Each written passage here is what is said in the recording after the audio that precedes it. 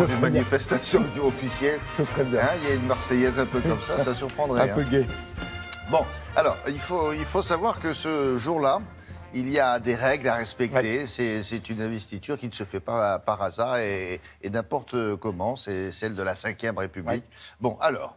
Et curieusement, figurez-vous que ça n'est pas inscrit dans la Constitution. Il y a une passation de pouvoir qui doit avoir lieu, mais tout n'est que symbole. Tout ce protocole s'est créé au fil du temps, depuis le général de Gaulle. Donc il s'agit pour deux hommes de se passer le pouvoir. Donc il y a une investiture. C'est surtout ça, c'est le jour de l'investiture, c'est-à-dire le jour où M. Macron va devenir président de la République. Ça va se passer dimanche. Alors, c'est la première fois sous la Ve République que ça se passe un dimanche, figurez-vous. Quelle est la règle, en fait? Il faut que ce soit avant le dernier jour du président précédent. Or, le président François Hollande a été élu le 15 mai 2012. Son pouvoir va donc jusqu'au 14 mai 2017, minuit. Voilà pourquoi il faut que la passation de pouvoir ait lieu avant minuit dimanche. D'accord, ça aurait pu se passer le 13. Ça aurait pu se passer le 13. Après, c'est un accord entre les deux hommes. Mais c'est l'essentiel, c'est que ça ne doit pas se faire le 15. Voilà, absolument. C'est trop tard. Le 15, c'est trop tard. Et il faut attendre que le Conseil constitutionnel ait donné les résultats définitifs. Oui, mais ça va se faire demain. Ça se fait aujourd'hui. Oui, dans l'après-midi. Donc voilà, on avait ce laps de temps. À partir de là, ce protocole est très classique. On l'a déjà vu, on l'a vu il y a 5 ans, on l'a vu il y a 10 ans.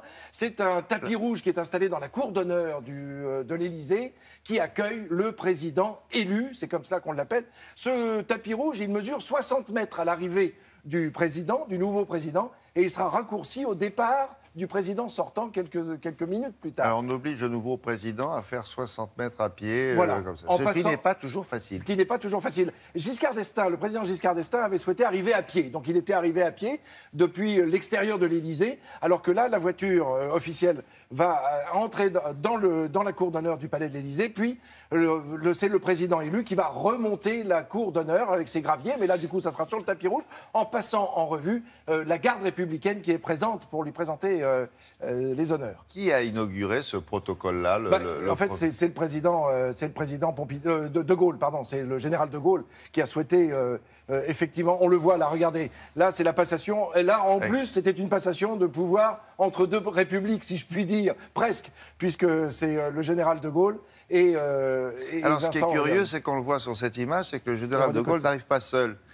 Et il arrive avec une délégation derrière lui, notamment son aide de camp probablement, ce qui ne sera pas le cas aujourd'hui. Non, alors, mais par contre, on verra qu'ils sont suivis avec des gens qui marchent non pas sur le tapis rouge, mais à côté. Alors effectivement, il y a un militaire, il y a alors tout ça, après on regardera ça en détail, mais je vous propose de regarder des images. Alors les images, en fait, elles vont nous raconter un petit peu ce qui s'est passé au fil de la Ve République. Et je vais en profiter pour vous dire que ces traditions, évidemment, sont anciennes. Vous voyez, alors là, en plus, c'est tout un symbole parce que le président Pompidou, que l'on voit là, est le dernier à avoir porté l'habit pour le jour de l'investiture. De Gaulle, on l'a vu tout à l'heure, là, il salue Alain Poher, qui était donc le président par intérim, suite à la démission du général de Gaulle.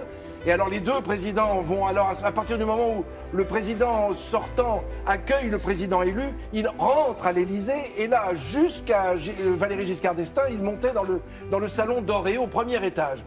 Désormais, depuis Valéry Giscard d'Estaing, il se rend dans le salon des aides de camp qui se trouve au rez-de-chaussée. Et là, c'est là qu'a lieu la passation de pouvoir, entre guillemets. C'est là où les deux hommes se parlent des sujets un peu chauds qui les concernent. Et c'est surtout là qu'est transmis, à ce moment-là, le fameux code nucléaire.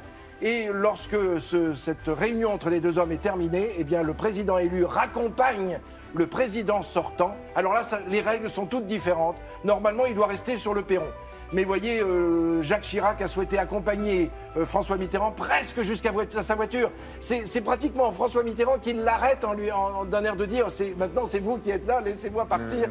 Et vous voyez, le tapis rouge a été raccourci, c'est difficile de voir, mais là il ne fait plus 60 mètres avec le départ du président sortant. Oui, cela dit, c'est une convention entre les uns et les autres. S'ils ont envie de le changer un jour. Ah oui, tout à fait. Et là on voit, c'est le président Chirac qui accueille le président élu Sarkozy, et du coup on verra le président Sarkozy raccompagner aussi pratiquement jusqu'à la voiture, Jacques Chirac. Bref, à chaque fois, c'est différent. Quant à la passation de pouvoir entre Sarkozy et François Hollande, bien François Hollande a fait demi-tour sur le perron avant même que, et ça lui avait été reproché par le président nouvellement élu.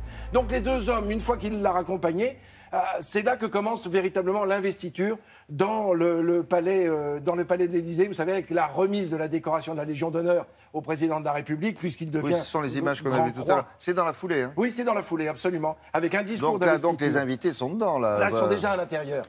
Donc ils ont été accueillis et puis ils ont été placés. Et puis le président fait un discours d'investiture.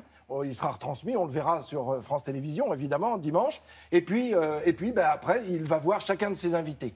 Alors je voudrais signaler quand même, il y a un documentaire extraordinaire qui s'appelle Jour de sacre à l'Élysée, qui va être diffusé dimanche sur France 5 et puis surtout mardi prochain, enfin surtout aussi mardi prochain sur France 2, en deuxième partie de soirée.